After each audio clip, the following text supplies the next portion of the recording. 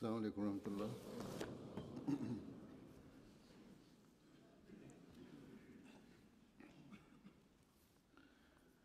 أشهد أن لا إله إلا الله وحده لا شريك له وأشهد أن محمدا عبده ورسوله أما بعد فأعوذ بالله من الشيطان الرجيم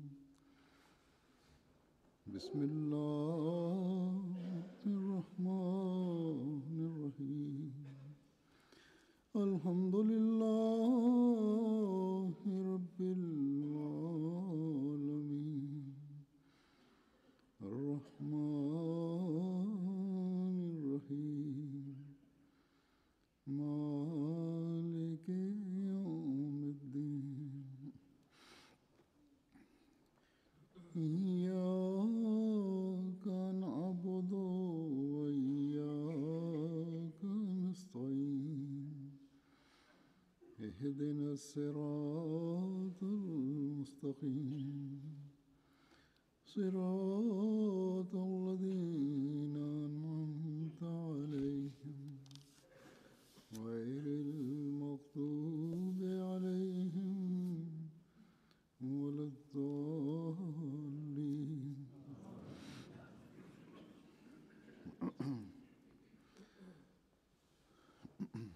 حضرت مسلم موعود رضی اللہ عنہ ایک موقع پر À une occasion, Hadrat Muslim Maud a évoqué l'importance de la prière, des supplications, et il a aussi décrit l'efficacité des supplications.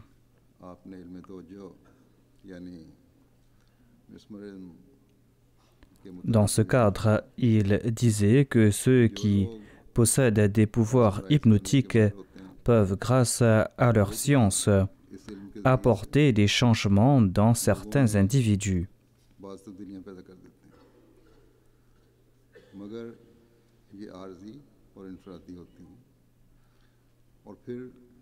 Or, ces changements sont d'ordre temporaire et n'intéressent que les individus.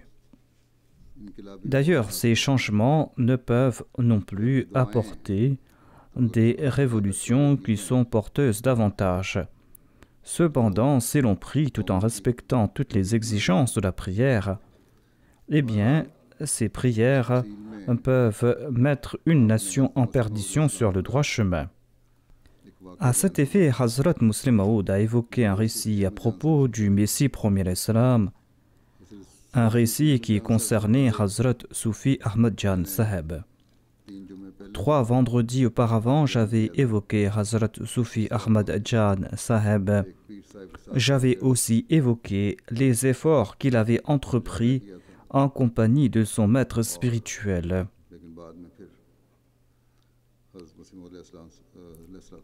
Et par la suite, quand Sufi Ahmad Jan Saheb a connu le Messie premier l'Islam, eh bien, il vouait pour le Messie premier l'Islam un très grand respect, et il avait reconnu le statut du Messie premier l'Islam bien avant qu'il ne se proclame un envoyé de Dieu.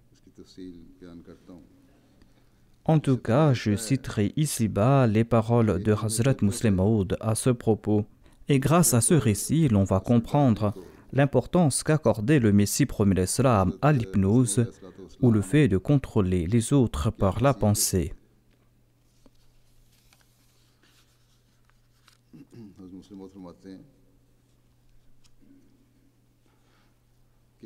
Hazrat Muslim Maud déclare: c'est quoi l'hypnotisme? Ce n'est qu'un jeu. Mais les invocations sont une arme qui peuvent changer la terre et le ciel. Avant qu'il ne se proclame envoyé de Dieu, le Messie premier l'Islam avait écrit son ouvrage Brahni Ahmadiyya, et grâce à cet ouvrage, il s'est fait une grande renommée auprès des soufis et des érudits. Soufi Ahmad Jan était le père de Pir Manzour Mohammad Saheb et Pir Iftikhar Ahmad Saheb. et il était du nombre de ces saints qui jouissaient d'une grande proximité divine à l'époque. Quand Soufi Ahmad Jan a lu l'annonce du Messie premier salam, il a entretenu une correspondance avec le Messie premier salam et il demanda au Messie premier salam de l'informer si jamais il passait par Ludhiana. L'occasion se présenta durant ces jours et le Messie premier salam visita Ludhiana et Soufi Ahmad Jan convia le Messie premier salam pour un repas. Après le repas, le Messie premier salam quitta la demeure de Soufi Ahmad Jan Saheb et ce dernier l'accompagna. Soufi Ahmad Jan était le mouride ou le disciple d'un précepteur spirituel qu'on surnommait Ratar Chatalwala et dans le passé tout proche, disait le deuxième calife, Ratar Chatalwala avait aux yeux des soufis de l'Inde un éminent statut et il était très connu dans la région tout entière.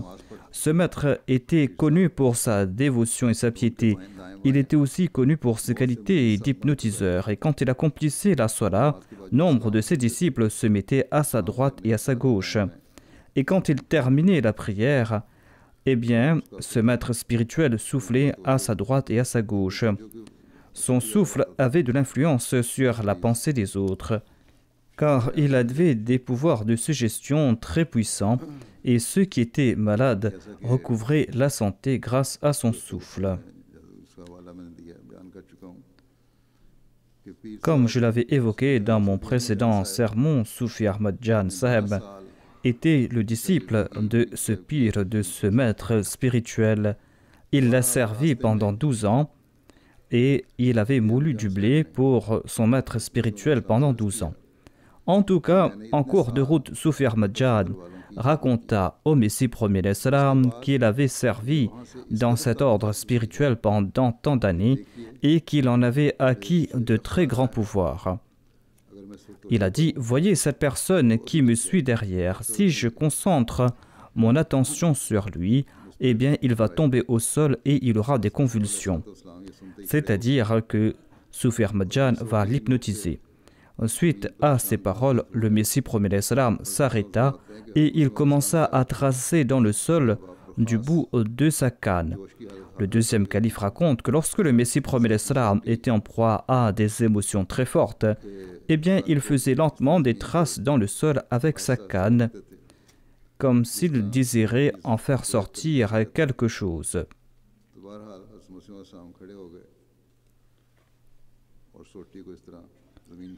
En tout cas, le Messie premier salam s'arrêta et il fit des mouvements avec sa canne et il déclara, Soufi Saheb, si l'autre tombe, eh bien quel avantage allez-vous en tirer et quel avantage va-t-il en tirer? Soufi Ahmad Jan était un véritable homme de Dieu et Allah l'avait doué d'une grande clairvoyance. En entendant ces paroles, il était comme dans un état de transe et il déclara « À partir d'aujourd'hui, j'abandonne l'hypnotisme. C'est une pratique qui a trait à ce monde temporel et non au monde spirituel. » Et il publia une annonce dans laquelle il déclara que cette science, qui est l'hypnotisme, n'est pas confinée à l'islam.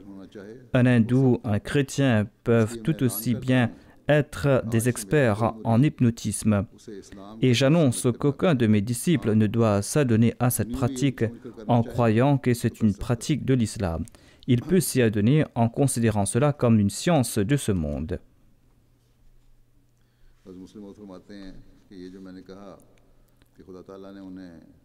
Hazrat Muslim Maud déclare que j'ai une preuve indiscutable que Dieu avait doué Soufi Ahmad Jan d'une grande perspicacité.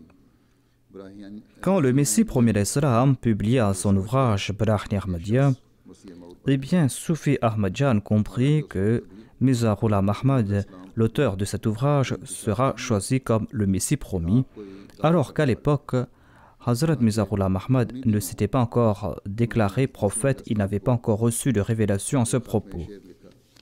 Durant ces jours, Soufi Ahmad Jan écrivit ces vers dans une lettre qu'il adressa au Messie premier salam. Il a déclaré « Malade que nous sommes, c'est vers toi que nous nous tournons. Proclame-toi Messie pour la cause de Dieu. » cela prouve que cette personne recevait des révélations de la part de Dieu. Dieu l'avait informé que cette personne serait choisie comme Messie promis. Et il est décédé avant que le Messie promis ne se proclame Messie promis, mais il avait conseillé ses enfants en leur disant que Mirza Sahib va faire une déclaration, eh bien vous devez l'accepter sur le champ. Hazrat Musleh Maud nous explique aussi que le premier calife s'était marié dans la famille de Soufi Ahmad Jan. Il était le gendre de Soufi Ahmad Jan Sahib. Il y a un autre incident qui concerne l'hypnotisme, un incident qui eut lieu en présence du Messie promis alayhi salam. Hazrat Musleh Maud nous raconte comment Allah fait échouer ceux qui tentent d'hypnotiser le prophète d'Allah.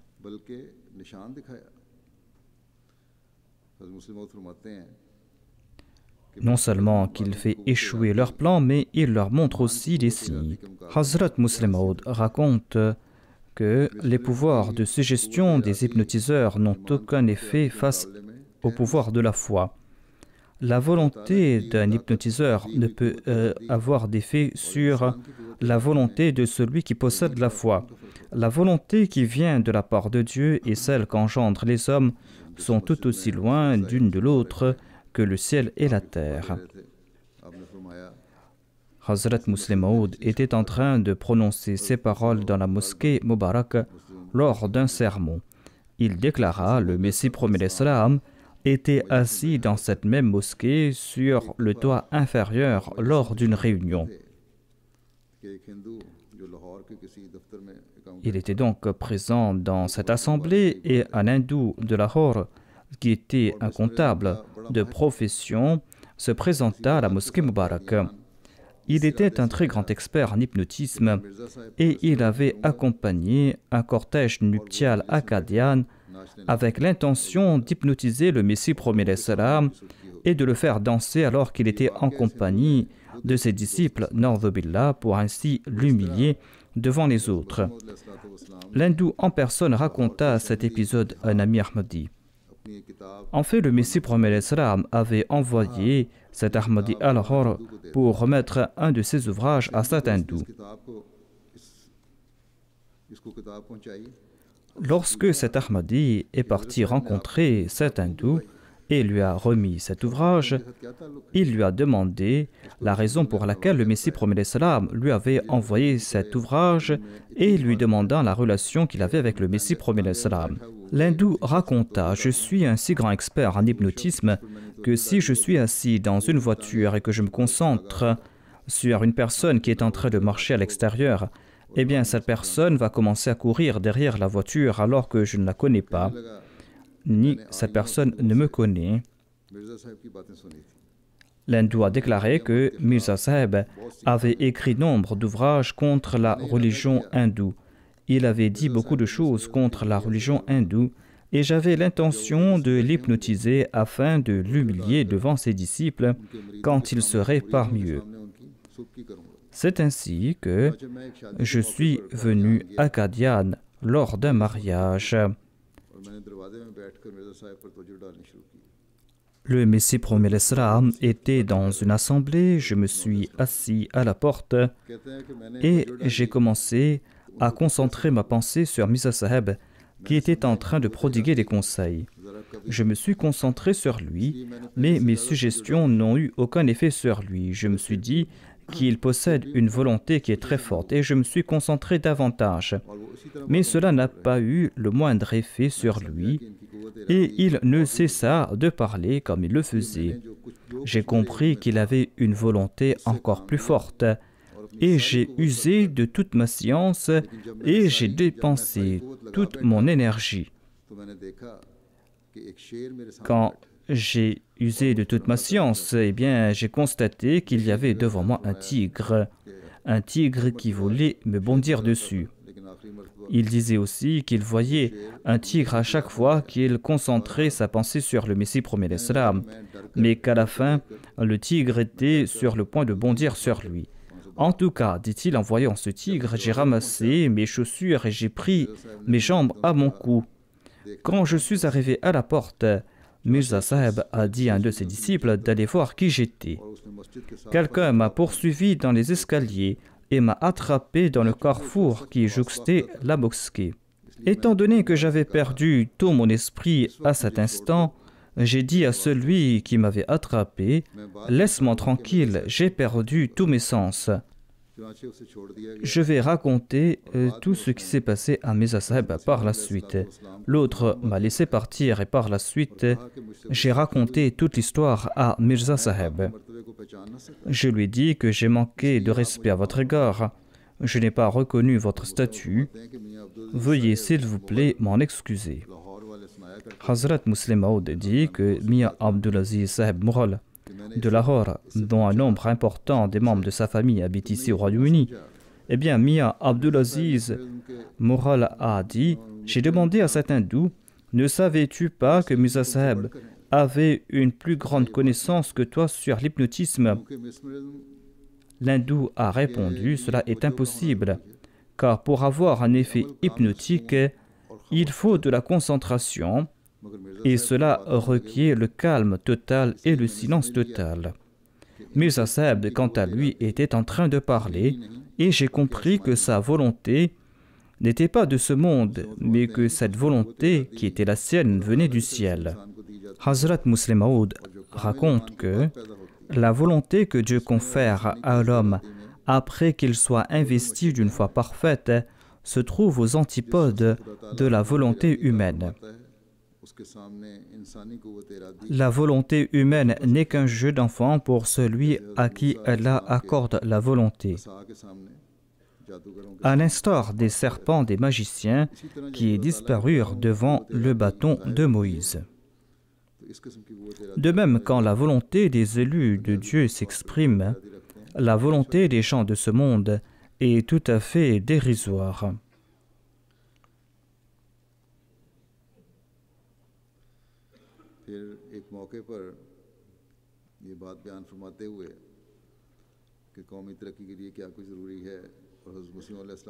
Le Muslim Maud nous explique les conditions qui mèneront au progrès de la nation et le sens de l'honneur du Messie promet l'Islam pour la foi et pour le saint prophète Mohammed sallallahu alayhi wa sallam.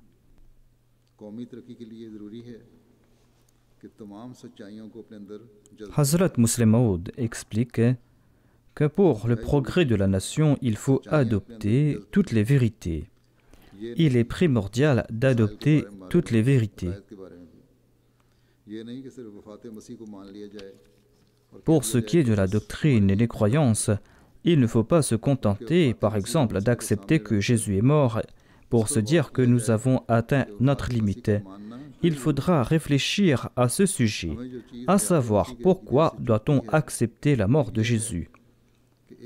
Ce qui nous blesse dans la croyance que Jésus est encore vivant est que cela prouve d'une part que Jésus est supérieur au saint prophète Mohammed, paix soit lui, quand en réalité il n'y a aucun prophète du même statut que le saint prophète Mohammed Mustafa sallallahu alayhi wa sallam. Et à l'avenir non plus, il ne peut y avoir de prophète du même statut que le saint prophète Mohammed, paix soit lui.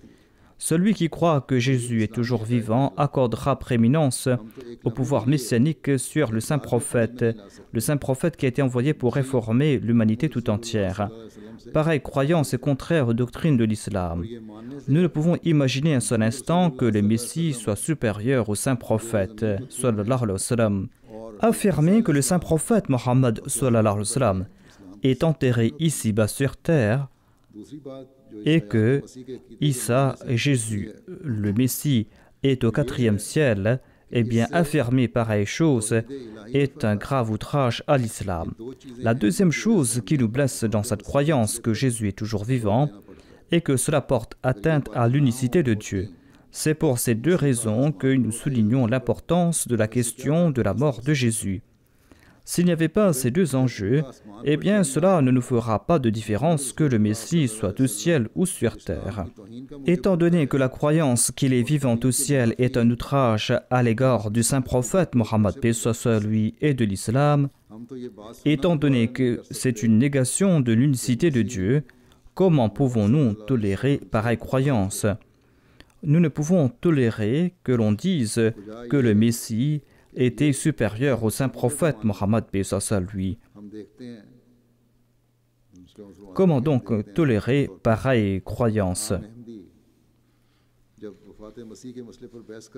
Le Musleh Maud, le réformateur promis, dit « Je constate que lorsque les Ahmadis parlent de cette question de la mort de Jésus et qu'ils présentent leurs arguments, ils ne sont animés d'aucune effervescence. Ils présentent ces arguments comme s'ils étaient en train de tenir une conversation ordinaire. Or, quand le Messie promet l'Islam évoquait cette question, il tremblait en raison de l'excitation qui l'animait.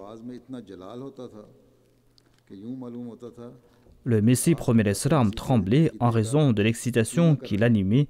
Il y avait une telle force dans sa voix qu'on eût aurait dit qu'il était en train de réduire en 1000 morceaux la croyance que Jésus est toujours vivant.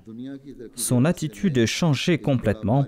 Il affirmait avec vigueur qu'il y avait une grosse pierre qui entravait la voie du progrès du monde et que j'ai enlevé cette pierre, disait-il, et je l'ai jetée au loin.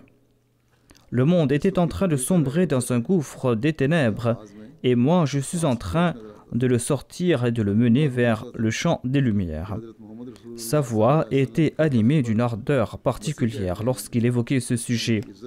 On eût aurait dit que le Messie Jésus était assis sur le trône du saint prophète Mohammed paix soit lui, et que le Messie Jésus avait usurpé l'honneur qui revenait au saint prophète Mohammed paix soit lui, et que le Messie promet l'Islam voulait reprendre le trône du saint prophète Mohammed paix soit lui. Voilà en somme le sens de l'honneur que ressentait le Messie promet l'Islam à l'égard du saint prophète Mohammed paix soit lui. Mais les ulémas d'aujourd'hui nous surprennent, eux qui accusent le Messie promet l'Islam de s'être dit supérieur au saint prophète, na'udhu-billah. Eux qui disent que les Ahmadis pensent que le Messie promet l'Islam est supérieur au saint prophète Mohammed paix soit lui. Qu'Allah nous préserve de telles pensées.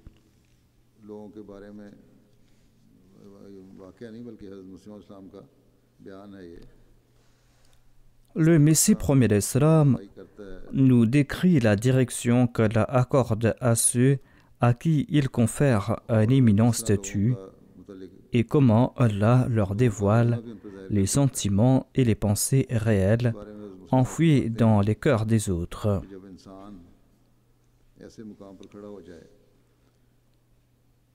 À ce propos, le Musleh Maud, le réformateur promis, Raziyallahu anhu, déclare « Lorsqu'Allah confère un statut important à une personne, eh bien Allah ne cesse de guider cette personne de sa main. Cette personne reçoit des directives secrètes que l'on ne peut qualifier de révélation, mais on ne peut affirmer non plus que c'est quelque chose d'autre que de la révélation. Nous ne pouvons affirmer que ce sont des révélations car elles ne sont pas dans la forme de paroles, mais nous ne pouvons pas affirmer non plus qu'elles ne sont pas de révélations, car elles sont des révélations de la pratique. C'est une lumière divine qui descend sur le cœur de l'homme pour l'informer de ce qu'il en est dans la réalité, alors que ce sont des faits qui ne lui sont pas révélés en forme de paroles. En certains cas, lorsque ces révélations sont encore plus évidentes, eh bien, on qualifie ce phénomène de kashf ou de vision. Le Messie promet l'Islam disait qu'en nombre d'occasions, quand des personnes se présentent devant moi, eh bien, je vois comme des rayons qui sortent de leur intérieur, des rayons qui me font connaître leurs défauts ou leurs vertus. Mais je n'ai pas la permission de leur faire part de leurs faiblesses. Telle est la sunna de Dieu. Tant que l'homme ne dévoile pas de son propre chef sa nature, eh bien, on ne peut l'accuser de quoi que ce soit. À la lumière de cette sunna, les prophètes ainsi que leurs adjoints n'évoquent pas les défauts internes d'une personne tant que celle-ci ne dévoile pas ses défauts de son propre chef. अपने प्यारों की सच्चाई साबित करने के लिए किस तरह गैरों को भी निशान दिखाता है इस बारे में एक Allah montre aussi des signes aux autres afin de prouver la véridicité de ses bien-aimés. कि ये ख्याल कि किसी इंसान के जिस्म से Le Muslim Maud, le réformateur promis, Raziyallahu anhu, raconte à cet effet un incident qui s'est passé avec un non-Ahmadi. D'aucuns peuvent se demander comment des rayons qui sortent du corps d'une personne peuvent être visibles aux autres. Ces gens peuvent se poser ces questions parce que ces gens croient que ce sont là des phénomènes physiques. S'ils comprennent que ce sont là des visions d'ordre spirituel, eh bien, ils n'auront pas de doute à ce sujet. L'époque de Moïse est très lointaine. À notre époque, Dieu a montré certains signes à ceux qui possèdent le pouvoir de voir des visions. Ces personnes voient les lumières divines dans la forme physique et ces personnes profitent de cet enivrement spirituel. En 1904, le Messie promet l'Islam était parti à Lahore et il prononça là-bas un discours lors d'une conférence. Un avocat non-ahmadi du nom de Cheikh Rahmatullah Saheb était aussi présent lorsqu'il prononça ce discours. Cheikh Rahmatullah rapporte que lors du discours du Messie promet l'Islam, j'ai vu une colonne de lumière qui émanait de sa tête et qui montait jusqu'au ciel. J'avais un ami qui était assis à côté de moi. Je lui ai demandé s'il voyait la même chose que moi. Et il voyait la même chose et il m'a dit que c'était là une colonne de lumière qui sortait de la tête du Messie promet l'Islam pour monter jusqu'au ciel. Cette scène eut un tel effet sur Cheikh Rahmatullah qu'il prêta allégeance au Messie promet l'Islam ce jour-là même. Ceux qui ont vu ces signes ont été graciés de la foi et ces signes prennent aussi diverses formes, des signes qu'Allah ne cesse de montrer aujourd'hui encore. Dans mon avant-dernier sermon, j'ai fait mention de ces récits contemporains.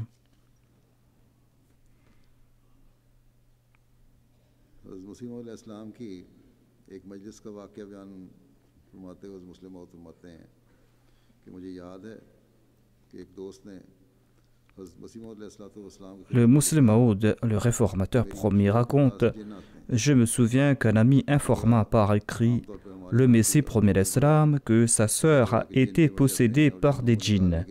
C'est une croyance qui est populaire chez nous dans le sous-continent indien et chez les Arabes aussi.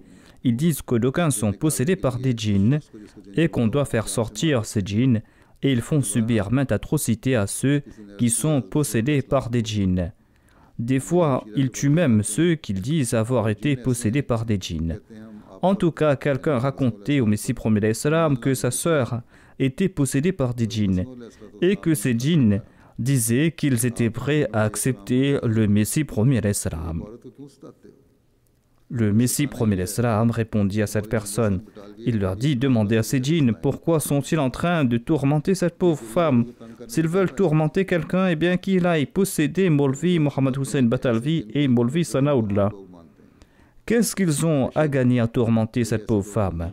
Hazrat Muslim Maud, le deuxième calife, dit que les djinns qui imaginent les hommes n'existent pas. Ceux qui ont reçu une éducation européenne diront d'ailleurs que les djinns n'existent pas. Mais le croyant, quant à lui, ne s'arrête pas à ce que lui dicte son entendement. Il se remet au verdict du Saint-Coran. C'est en ces termes que réfléchit le croyant. Si le Coran affirme que le concept des djinns qui existe dans la classe populaire est avéré, eh bien, dans ce cas, nous allons y croire. Si le Coran affirme qu'il n'y a pas d'autres créatures hormis les hommes, eh bien, nous allons devoir y croire.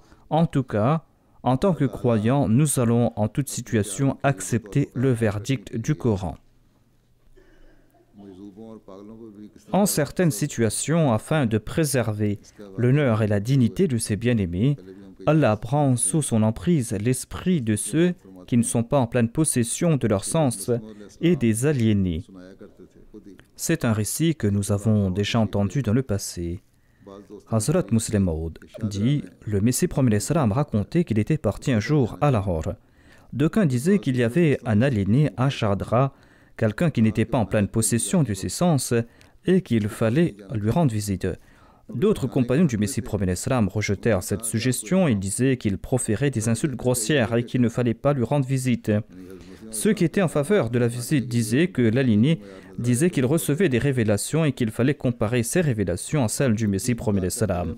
Pour juger les révélations reçues par le Messie promet l'Islam, ils avaient trouvé cette seule solution, à savoir de les comparer à celles reçues par l'aliéné.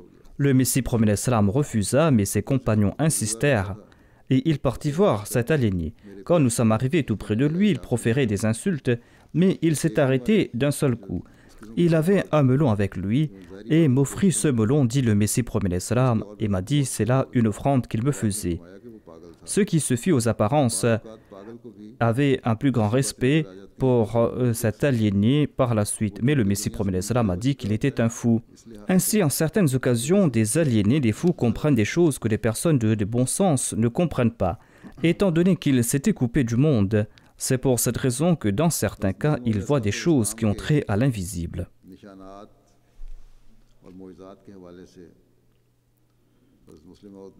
Le Muslim Maud, le réformateur promis, a évoqué des signes et des miracles montrés par le Messie promis l'Islam, et je vais en mentionner quelques-uns aujourd'hui. Il y a ce récit très connu d'un jeune qui a été mordu par un chien enragé et qui avait recouvré sa santé. Le Muslim Maud raconte, étant donné que tous les faits qui se sont passés à l'époque du saint prophète Mohammed paix soit lui n'ont pas été consignés, nous ne trouvons pas autant d'exemples dans les récits de sa vie. Or, je pense quant à moi qu'il doit y avoir des centaines, voire des milliers d'exemples de ce genre dans la vie du saint prophète. À l'époque du Messie promis, étant donné que l'athéisme battait son plein, on avait besoin de nombreux signes afin d'arrêter le flot de l'athéisme. Ainsi, Dieu nous a montré d'innombrables signes, desquels nous pouvons déduire que les signes montrés par le saint prophète Mohammed paix soit lui sont en grand nombre. Il y a par exemple un certain Abdul Karim qui était venu étudier à Qadian. Il a été mordu par un chien enragé et il a été envoyé à Kassorli pour être traité. Apparemment, les traitements avaient eu de l'effet, mais après son retour à Qadian, il est tombé malade et il était dans un état violent d'agitation. On envoya un télégramme à l'hôpital de Kassorli et on a eu la réponse qu'on ne peut rien faire pour Abdul Karim. On informa le Messie promet l'Islam à propos de l'état de ce malade.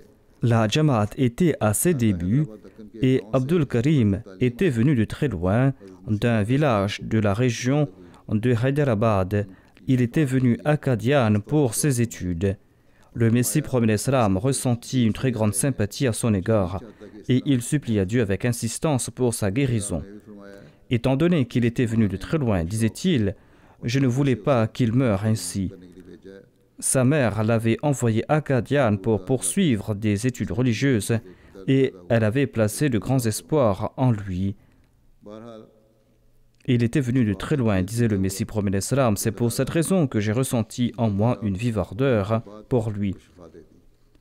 En tout cas, suite à cette prière du Messie promet l'Islam, il a recouvré sa santé.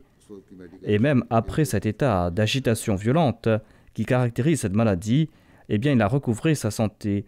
Alors que depuis l'aube de l'humanité, celui qui était atteint de cette maladie ne recouvrait jamais la santé. Voilà ce que disait l'histoire médicale de l'époque. Hazrat Muslim Maud dit que j'ai un parent qui est médecin et qui pratique la médecine jusqu'à présent. Il raconte qu'il discutait avec un autre étudiant sur l'existence de Dieu à l'époque où il étudiait la médecine. L'étudiant Ahmadi présenta comme preuve de l'existence de Dieu l'incident de ce jeune qui avait été mordu par le chien enragé. Il a démontré ainsi que Dieu existe et qu'il exauce des prières. Et c'est ainsi que le jeune a recouvré sa santé. L'autre qui ne croyait pas en Dieu répondit « Pareils malades peuvent recouvrer la santé. Ce n'est pas quelque chose d'exceptionnel. » Ce même jour, Lors des cours, le professeur fit un exposé sur l'état de celui qui est mordu par un chien enragé. Le professeur insistait que l'on doit traiter le malade avant qu'il n'atteigne l'état d'agitation violente. On doit le traiter rapidement avant l'apparition de tous ces symptômes. Afin de souligner l'importance de ce point, le jeune Ahmadi demanda: d'aucuns disent que le malade peut recouvrir sa santé même après l'apparition des symptômes. Le professeur tressauta et affirma: cela est impossible, celui qui insinue cela est un imbécile. Ainsi, c'était une maladie pour laquelle il n'y avait pas de traitement et il n'y en avait jamais eu. Mais grâce aux prières du Messie promet l'Islam, Allah accorda la santé à Mian Abdul Karim et par la grâce de Dieu, il est toujours vivant. Telle était la situation à l'époque du deuxième calife. L'on comprend ainsi qu'au-dessus de cette loi naturelle, il y a un être tout-puissant qui peut guérir. Le deuxième calife raconte qu'un jour, 3 visiteurs des États-Unis visitèrent le Messie promet l'Islam. Il y avait 2 hommes et une femme dans la délégation. Un des hommes demanda au Messie promet l'Islam à propos de sa déclaration. Lors de la conversation, il évoqua Jésus, fils de Marie. L'Américain dit que Jésus, fils de Marie, était Dieu. Le Messie promet l'Islam lui demanda la preuve de son assertion. L'Américain répondit qu'il montrait des miracles. Le Messie promet l'Islam ajouta: moi aussi je peux montrer des miracles. L'Américain lui demanda de lui en montrer. Le Messie promet l'Islam répondit: vous êtes vous-même le miracle. C'est-à-dire, l'Américain en personne était un miracle. L'Américain était fort étonné de cette réponse et il demanda: comment puis-je être un miracle? Le Messie promet l'Islam répondit: Qadian était un village inconnu et tout petit. On ne trouvait même pas ici des denrées de base. On ne pouvait pas trouver ici une roupie de farine. Celui qui en avait besoin devait en moudre. À une époque pareille, Dieu m'informa qu'il m'accordera une grande renommée dans le monde et que je serai connu dans le monde entier.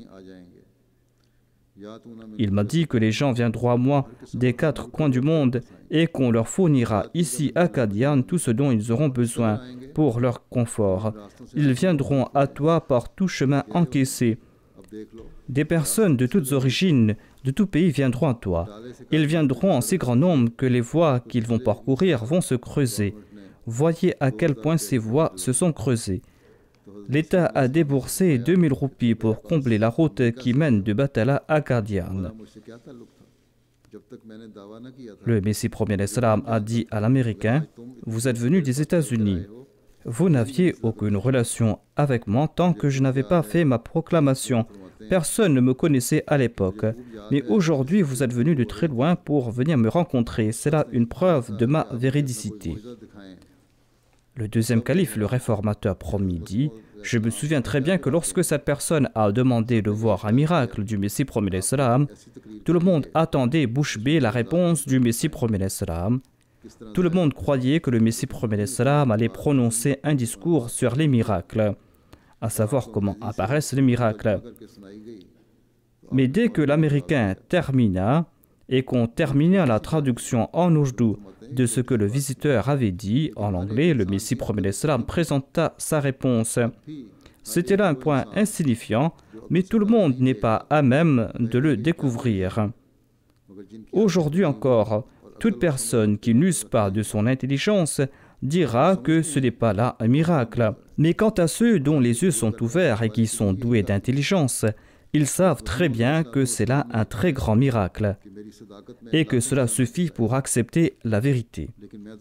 Le Messie promet l'Islam affirma que des milliers de signes apparaîtront afin de prouver sa véridicité. Mais selon moi, dit le deuxième calife, les signes qui sont apparus sont innombrables. Mais nombre d'imbéciles diront que Mirza Sahib n'a pas eu autant de révélations. Comment peut-il dire qu'il peut y avoir autant de signes?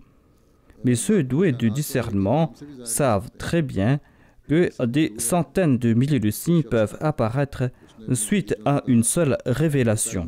Il y a l'histoire de quelqu'un qui avait dit à ses neveux que demain, je vous montrerai un ladou, une friandise de farine et de sucre, une friandise qui a été préparée par des centaines de milliers de personnes. Le lendemain, les neveux ne mangeaient rien dans l'attente de manger ce laddu ou cette friandise qu'avait promis leur oncle. Celui-ci leur présenta un laddu qui était tout à fait ordinaire et il leur dit « Voilà le laddu, la friandise que je vous avais promis ». Les autres lui demandèrent tout étonnés « Comment des centaines de milliers de personnes ont-elles pu préparer à la confection de ce seul laddu ?» L'oncle leur dit « Prenez un papier et une plume pour commencer à écrire et je vais vous expliquer comment des centaines de milliers de personnes ont contribué à sa confection. Un pâtissier l'a confectionné, il a dû acheter des autres tous les ingrédients qu'il a utilisés. Chacun de ces ingrédients ont été préparés par des milliers de gens. Par exemple, il y a le sucre. Combien d'individus ont dû travailler dur pour préparer ce sucre? Certains ont travaillé sur son brassage, sur son extraction, d'aucuns ont travaillé dans des champs, d'autres ont labouré ce même champ, d'autres ont arrosé ce champ. On a aussi utilisé le fer et le bois pour fabriquer la charrue, pour labourer le champ. Ainsi, si l'on fait le décompte, combien de personnes ont travaillé pour fabriquer ce seul laddu? En sus du sucre, il y a aussi le blé. Dénombrez un peu le nombre de personnes qui ont travaillé sur sa préparation. Et les neveux ont dit « Oui, c'est vrai ». Ainsi, ses enfants n'avaient pas découvert ces points, mais l'oncle qui était intelligent avait vu que des centaines de milliers de personnes avaient fourni de grands efforts pour préparer cette seule friandise. Il leur avait prodigué ce conseil qui avait trait à ce monde, mais les aînés spirituels aussi ont dit la même chose. Le deuxième calife raconta l'histoire d'un certain Mirza Masar Jan Jani qui avait offert de laddu à un certain Ghulam Nabi de Batala. Celui-ci les avala d'un seul trait. Après quelque temps, Mirza Masar demanda à Ghulam Nabi ce qu'il avait fait de ces deux laddus, de ces deux friandises. Ghulam Nabi répondit qu'il les avait mangés. L'autre était très étonné et lui demanda « Est-ce que tu les as mangés ?» Et il ne cessa de lui poser cette question et de lui demander comment il avait pu les manger aussi rapidement. Et il s'est dit qu'il devait l'expliquer comment en manger. Un jour, quelqu'un lui présenta quelques-uns de ces laddus. Mirza Masar prit un de ces laddus, le plaça sur son mouchoir et il en prit un grain et commença à faire un discours. Il s'est dit « Je suis un être insignifiant. Voyez cette faveur immense que Dieu m'a accordée. Combien de choses renferme ce laddu, combien de personnes ont contribué pour sa confection.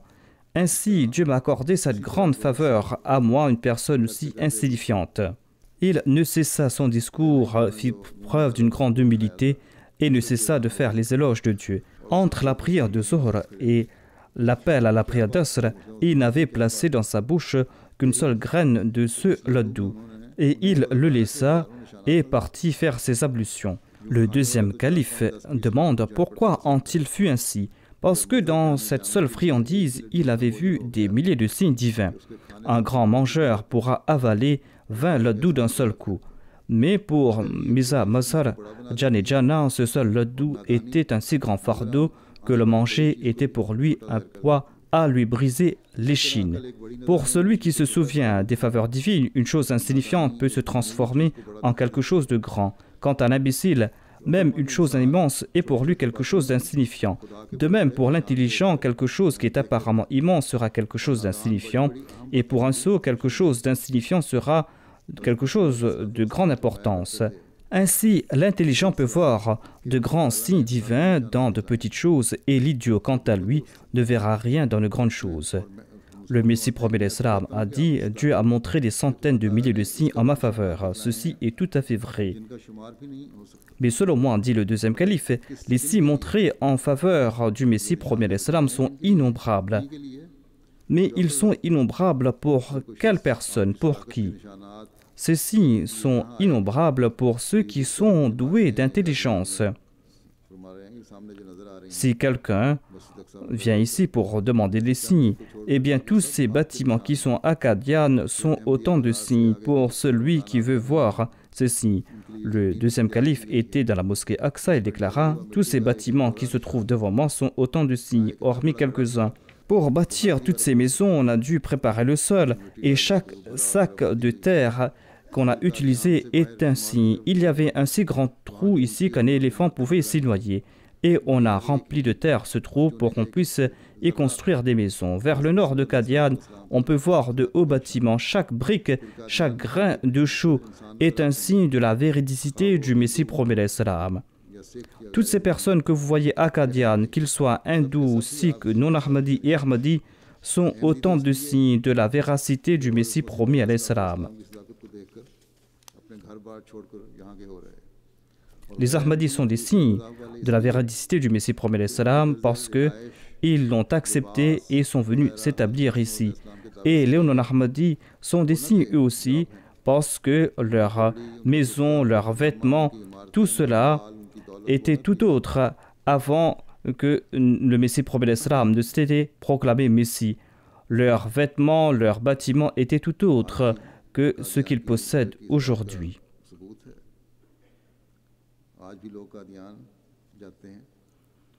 Aujourd'hui aussi, le progrès de Qadian en est une preuve. Aujourd'hui encore, les gens partent à Qadian. Ils partent à Qadian tout simplement parce que c'était le hameau du Messie promis à l'Islam.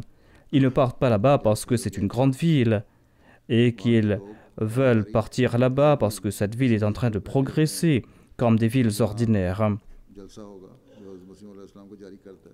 Les businessmen de Qadian, aujourd'hui encore, ont l'espoir qu'il y aura la Jalsa Salana lancée par le Messie promis l'Islam, et grâce à cela, ils vont faire de grands profits.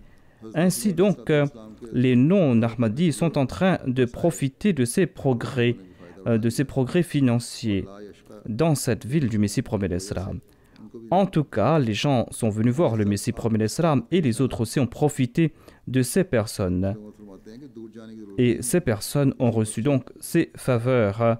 Tout cela sont autant de signes en faveur du Messie promis l'Islam.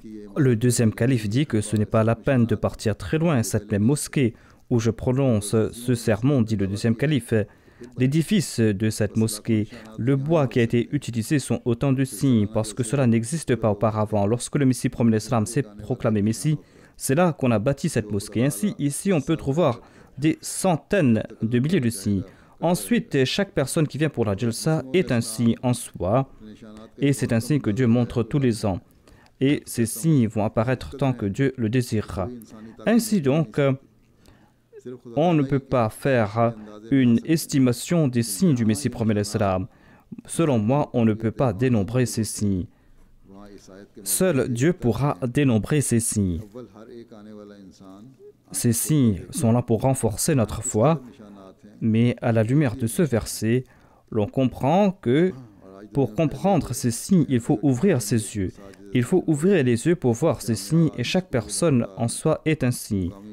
Aujourd'hui, tous les Ahmadis, toutes les Jamaat, toutes les mosquées de la Jamaat, tous les mission houses, tous les Jamiat et toutes ces relations qu'ont les Ahmadis avec les autres, le respect dont font preuve les autres à l'égard des Ahmadis sont autant de signes. Celui qui possède cette vision spirituelle pourra voir ces signes. Le deuxième calife dit que je me souviens très bien qu'il y avait un mullah qui était venu voir le Messie promis l'Islam et lui a dit que je veux voir un signe de votre part. Le Messie promis en a ri et il a dit Mian, est-ce que tu as lu mon ouvrage Haqiqatul Wahi? Si tu lis cet ouvrage, tu vas voir le nombre de signes que Dieu a montré en ma faveur. As-tu profité de ces signes? Pourquoi me demandes-tu un autre signe? Si cette personne était prête à accepter des prophéties qui se sont réalisées après 2 ou 3 minutes, eh bien cette personne aurait aussi accepté des prophéties qui ont été faites et qui allaient se réaliser après 2 ans, voire après 200 ans. Cette personne devait se dire que, étant donné que nous avons vu ces prophéties qui se sont réalisées dans 5 minutes ou 3 minutes, eh bien, nous allons accepter aussi des prophéties qui vont se réaliser après de longues périodes. Mais si une personne ne montre pas ces prophéties qui vont se réaliser à court terme, mais n'évoque que les prophéties qui vont se réaliser à long terme, eh bien, on va dire que c'est illogique. Le Messie promis l'Islam a fait des prophéties de son vivant, des prophéties qui se sont réalisées, et jusqu'à aujourd'hui, on est en train de voir la réalisation de ces prophéties. Le progrès de la Jamaat en est une preuve de cela. Ces prophéties sont en train de se réaliser et qu'Allah accorde la vision à ceux qui ne peuvent pas les voir pour qu'ils puissent voir la réalisation de ces signes. et qu'Allah ne cesse de renforcer notre foi à tout instant. Amin. Alhamdulillah, alhamdulillah, nahmaduhu wa nasta'inuhu wa nastaghfiruhu wa nu'minu bihi wa natawakkalu alayhi wa na'udhu billahi min shururi anfusina wa min sayyiati a'malina. من يهده الله فلا مضل له ومن يضلل فلا هادي له ونشهد أن لا إله إلا الله ونشهد أن محمدا عبده ورسوله. عباد الله رحمكم الله إن الله يأمر بالعدل والإحسان وإيتاء ذي القربى وينهى عن الفحشاء والمنكر والبغي يعظكم لعلكم تذكرون. اذكروا الله يذكركم وادعوه يستجب لكم ولذكر الله أكبر.